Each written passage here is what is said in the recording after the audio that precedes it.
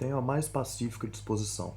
Meus desejos são uma modesta cabana com um teto de palha, mas com uma boa cama, boa comida, leite, manteiga bem frescos, flores diante da janela, em frente à porta algumas belas árvores, e se o bom Deus quiser me tornar inteiramente feliz, me concederá a alegria de ver meus 6 ou 7 inimigos serem enforcados nessas árvores. De coração tocado, eu lhes perdoarei na sua morte todo o mal que na vida fizeram, pois devemos perdoar os nossos inimigos, mas não antes de serem executados. Claro que essa frase feita pelo último dos românticos, não Lulu Santos, mas, mas o poeta Heine, o poeta alemão Heine, que está escrito no livro que eu vou indicar para vocês, O Mal-Estar na Civilização, do Sigmund Freud. E além desse livro aqui que eu tenho, um que eu não tenho, que é Psicologia das Massas, e o Eu, também do Freud, e O Mal-Estar na Pós-Modernidade, do Zygmunt Bauman. Esses dois livros eles vão servir para entender uma coisa que eu quero explicar nesse vídeo. Esse vai ser um vídeo muito mais que eu vou conversar com vocês do que vídeos didáticos, como eu fiz os outros últimos dois. Porque nesses livros a gente mostra o seguinte: existe uma natureza humana nossa, existem algumas coisas que a gente naturalmente faz, nesse caso a violência. Mesmo o melhor dos seres humanos, eles têm o cara que quer uma vida simples, ele tem os seus inimigos, seus desejos, e a gente mesmo que e a gente luta esse desejo de estar em guerra e estar em civilização, porque a nossa natureza é beligerante, como eu já disse aqui em outros vídeos falando de Thomas Hobbes. E por que eu tô trazendo isso para vocês? Mesmo esse cara simples e de coração bom, que teme a Deus, ele tem esse desejo de vingança. E eu trouxe isso por causa da questão no Chile. E eu vou explicar durante o vídeo sobre isso. Mas primeiro eu quero explicar para vocês por que, que esse é um terceiro vídeo de conclusão. Porque é exatamente assim que eu penso. Eu penso primeiro de uma forma abstrata, depois de forma específica, para depois eu dar opinião ou ter uma opinião. Então, só para explicar para vocês como que minha cabeça funciona nesse caso. Primeiro, eu peguei o caso das iconoclastias, ou seja, destruição de ícones, de forma abstrata. Mostrei para vocês o conceito histórico de como que foi a iconoclastia. Teve iconoclastia ateísta, teve cristão protestante e católica, teve em outras religiões também, como aconteceu no caso do ISIS recentemente, destruindo coisas islâmicas. Aconteceu de forma política de esquerda e de direita, como na Revolução Americana e os ingleses, e na Revolução Russa e também na Revolução Francesa. Ou seja, não tem lado político. A iconoclastia é uma substituição de poder.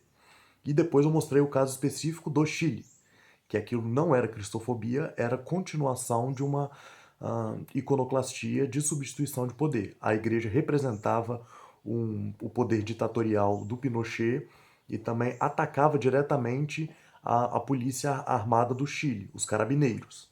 Por isso que queimaram essas duas igrejas que ficavam na praça em que eles se manifestavam. Agora, a minha opinião sobre isso. A minha opinião é o que o livro do Freud fala.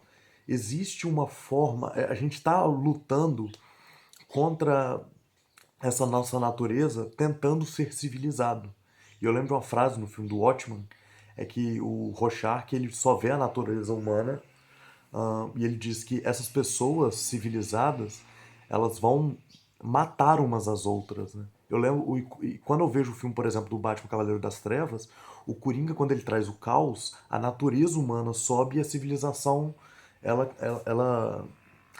tipo assim, parece que acaba, né? Tanto é que aquela cena do navio, para quem viu o filme sabe, ela serve para mostrar que não, a civilização também, ainda tem salvação e tal. Então, essa questão de destruição são pessoas que agem por natureza e não por civilização. Pensando mesmo em questão de como se comportar de forma na sociedade, né?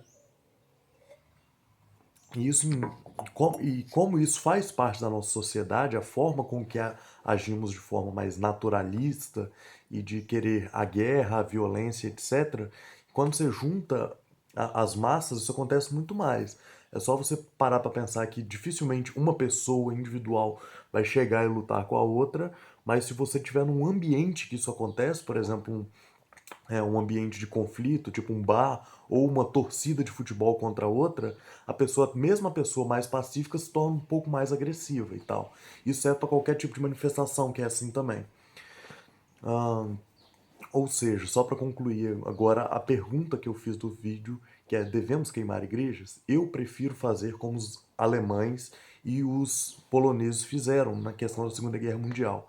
Eu preciso que seja exposto o que aconteceu e que se eduque as pessoas para entender as consequências dessas ideias. Só que eu também sei que nem sempre isso é possível. Eu sei também que a violência, ela tem o seu papel revolucionário, sim. A violência nem sempre é não justificável. Existem violências que são justificáveis para defender justiça, para defender quem está sendo oprimido injustamente, etc. Tanto é que todo Estado tem o dever de proteger os seus cidadãos. Cometi uma gafe aqui, né? Então, realmente a violência tem esse poder de verdade, de defesa de princípios, etc.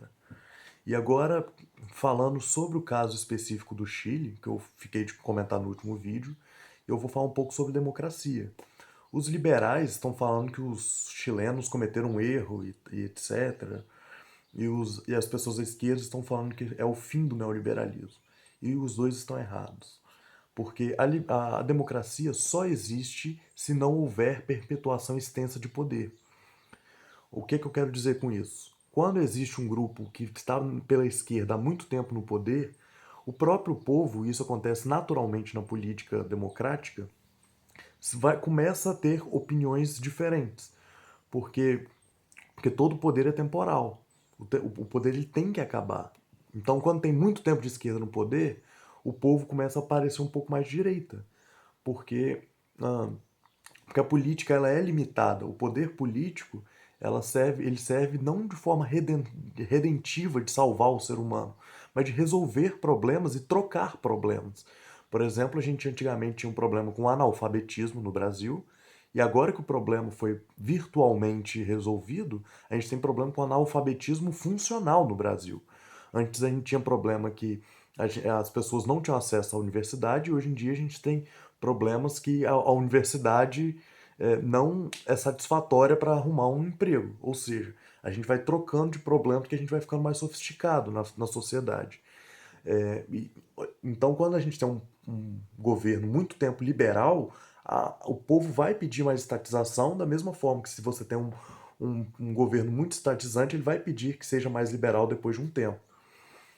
E no Chile, era um governo, por Constituição, o Estado não podia agir mais na vida das pessoas, né? Por mais que eles tenham nacionalizado bancos durante a ascensão dos Chicago Boys na década de 80 e tal, essa Constituição liberal, ela tem também o seu limite do mesmo jeito que se fosse uma Constituição esquerdista, só para vocês entenderem, tá? Também teriam seus limites. Tanto é que no Brasil, hoje em dia, as pessoas pedem mais liberalização, né, da política de mercado e de Estado, e no Chile é o contrário, eles pedem mais estatização, porque cada tempo e cada lugar tem os seus problemas que precisam se resolver. Isso é também uma questão psicológica também, além da questão política, etc. Então, os livros eu já mostrei para vocês. Mal-estar na civilização do Freud, o mal-estar na pós-modernidade do Zygmunt Bauman e Psicologia de Massas e o Eu, também do Freud. E o que eu penso sobre queimar a igreja já ficou claro. Eu não sou a favor de queimar igrejas, tá? Mas também existem alguns casos de violência, de manifestação, que se tornam fatos históricos, como eu mostrei nas revoluções, a decapitação do William Pitt, por exemplo. Então, eu entendo que as pessoas façam isso, eu entendo que a natureza, às vezes, de destruição e choca um pouco com essa civilidade que a gente vive, mas isso também é um fato histórico. Eu prefiro que seja exposto, que tenha realmente educação, só que nem sempre isso é possível. Então, eu quero que vocês leiam, eu quero que vocês entendam a forma que eu também penso as coisas, porque, lembra, abstração, hum, ir precisamente no problema e depois opinião. Ou seja, tenha um conhecimento antes de opinar. E não, por isso que eu faço vídeos demorados, por isso que eu demoro gravar os vídeos, até uma semana que acabou o caso do Chile, eu estava estudando ainda para dar essa opinião para vocês. Então, assim, sejam menos emotivos, demorem mais a reagir. Eu, por exemplo, me pediram para fazer um vídeo sobre o SUS e agora sobre esse caso, né, sobre estupro culposo, e como eu não entendo nada sobre isso, eu não vou fazer, porque eu também entendo que eu tenho meus limites de conhecimento. Então, assim, só para dar esse disclaimer, ensinar um pouco a vocês serem um pouco mais críticos, ensinar como que eu penso as coisas, etc. E é isso. Leiam, porque a mente precisa de livros, assim como a espada precisa da pedra para ser bem afiada.